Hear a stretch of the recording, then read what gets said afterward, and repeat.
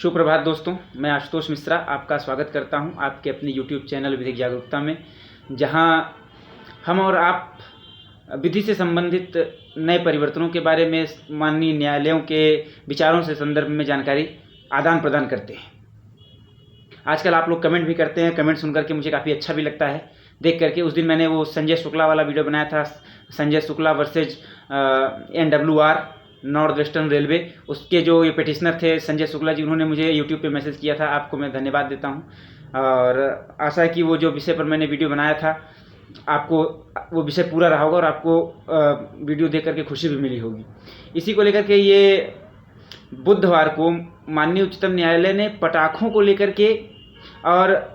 अवमानना में दंड देने की शक्ति को लेकर के कुछ अपने निर्णय दिए हैं या आदेश कहिए जारी किए हैं। उसको लेकर के ये वीडियो बना रहा हूँ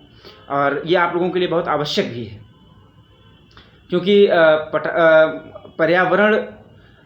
मुक्त हो प्रदूषण से, इसको लेकर के पटाखों की बिक्री पर, पटाखों के निर्माण पर पूरी तरीके से रोक लगाने की बात की जा रही थी। दिल्ली में इस पर किया भी गया था, फिर भी इसका इम्प्लीमेंटेशन नहीं हो पा रहा था। पटाखे बन भी रहे थे। फिर ये हुआ था कि जो ज़्यादा खतरनाक विस्फोटक हैं उनका इस्तेमाल ना किया जाए, जो पर्यावरण को कम नुकसान पहुँचाते हैं उनका प्रयोग किया जाए। लेकिन ऐसा भी नहीं हुआ था, तो इसको लेकर के सुप्रीम कोर्ट ने एक आदेश जारी किया है सो मोटो पिटीशन में। और इससे पहले कि मैं ये पूरा आपको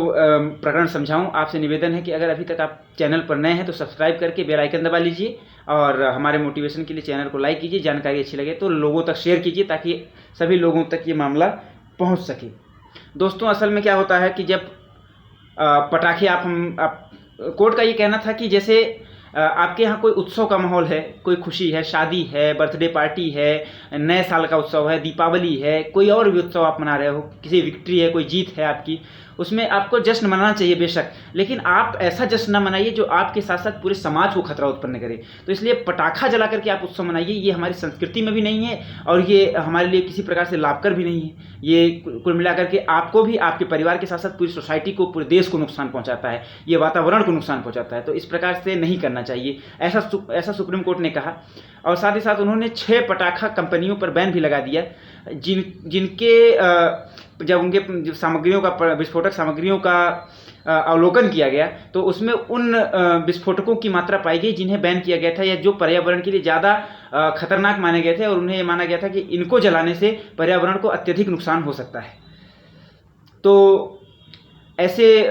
6 कंपनियों को बैन कर दिया गया है। साथ ही साथ इसमें एक बहुत ही कहें लॉजिकल एक सुप्रीम कोर्ट का वर्डिक्ट रहा कि सांस लेने में दिक्कत या सांस लेने में जब घुटन महसूस होती है तो उससे क्या परेशानियां होती हैं या कितना दुख होता है, कितना दर्द होता है, ये अगर आपको जानना है तो आप किसी अस्थमा के मरीज से मिलेंगे जब, तो आपको पता चलेगा कि सांस लेना किसे कहते हैं और सांस की कमी से कितना दुख होता है, कितना दर्द होता है। तो ऑनरेबल कोर्ट्स का ये कहना था कि उत्सव मनाइए, आप बेशक उत्सव मनाइए, लेकिन ऐसा उत्सव मत मनाइए कि जो आपके साथ साथ पूरे देश को संकटापन्न कर दे, पूरे पर्यावरण का माहौल खराब कर दे। और इसी के साथ कहते हुए उन 6 कंपनियों पर बैन लगा दिया जिनमें ऐसे विस्फोटक पाए गए जो पूरी तरीके से प्रतिबंधित थे। और साथ ही साथ सरकारों से भी ये अपील किया गया है, साथ ही साथ NGT से भी ये कहा गया है और प्रदूषण नियामक प्राधिकरण से भी ये कहा गया है कि आप लोग इस बाबत देखिए कि ये जो विस्फोटक जहाँ बनते हैं, जहाँ बिकते हैं और जो लेते हैं और जो करते हैं, और साथ ही साथ पुलिस प्रशासन को भी ये कहा है कि आप इस बारे में पूरा ध्यान रखिए कि किसी के आनंद के चक्कर में इस प्रकार से सोसाइटी का माहौल न खराब हो या लोगों के जीवन को खतरा उत्पन्न न किया जाए कि आने वाले समय में पूरी सोसाइटी अस्थमा के मरीज हो जाए, TB के मरीज हो जाए। तो इस बात को ध्यान में रखना चाहिए। साथ ही साथ कोर्ट ने अवमानना को लेकर के एक आदेश अपना जारी किया है। उनका ये कहना था कि जो कोर्ट्स को एक अनुच्छेद 142 के अंतर्गत सुप्रीम कोर्ट को और अनुच्छेद 216 के अंतर्गत हाई कोर्ट्स को जो अवमानना के लिए दंड देने का अधिकार है, ये एक संवैधानिक अधिकार है। और ये संवैधानिक अधिकार होने के साथ साथ ये जैसा मैंने आपको एक बार बताया था Kesavananda Bharati versus state of Kerala के केस में संविधान के कुछ भाग को फंडामेंटल डिक्लेयर किया गया था और कहा गया था कि संसद इनको छोड़ करके, बेसिक स्ट्रक्चर्स को छोड़ करके और में संशोधन कर सकती है। तो सुप्रीम कोर्ट का ये कहना था कि ये जो अधिकार है सुप्रीम कोर्ट का अवमानना के लिए दंड देने का, वो एक कॉन्स्टिट्यूशनल राइट है, और वो कॉन्स्टिट्यूशनल राइट कॉन्स्टिट्यूशन में जहाँ प्रोविजन है वो उसको चेंज नहीं किया जा सकता है। अर्थात संसद यानी कि विधायिका चाहे भी तो अवमानना के लिए न्यायालय को दंड देने की जो शक्ति है अनुच्छेद 142 और 216 के अंतर्गत, उसमें किसी प्रकार का अल्पीकरण या संशोधन नहीं कर सकती है, वो जैसे का तैसा रहेगा। और अगर उसका ये भी साथ साथ कहना था कि अगर इस प्रकार से संशोधन किया जाएगा तो जो एक विधायिका, न्यायपालिका और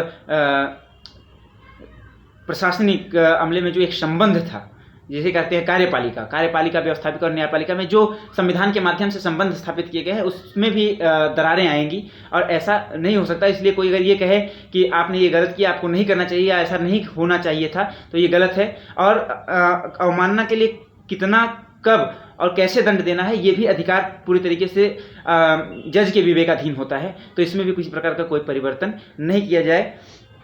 दरअसल एक मामला था, एक गैर सरकारी संगठन एनजीओ था स्वराज इंडिया ट्रस्ट, उसके चेयरमैन थे राजीव दहिया जी ने कोर्ट की अवमानना की थी, और उसके लिए उनके ऊपर 25 लाख का फाइन इम्पोज किया गया था, जिसके लेकर के उन्होंने सुप्रीम कोर्ट में रिव्यू पिटीशन किया था। और उसमें दोबारा से सुप्रीम कोर्ट ने यही कहा कि आपको जो 25 लाख का जुर्माना लगा है अवमानना के लिए, आपने न्यायालय के आदेश का जानबूझ करके उल्लंघन किया है, इसलिए आपको वो राशि जमा करनी ही पड़ेगी, और कोई भी न्यायालय की इस शक्ति को से न्यायालय को वंचित नहीं कर सकता है। तो इस बात को आपको ध्यान रखना चाहिए। बहुत बहुत धन्यवाद।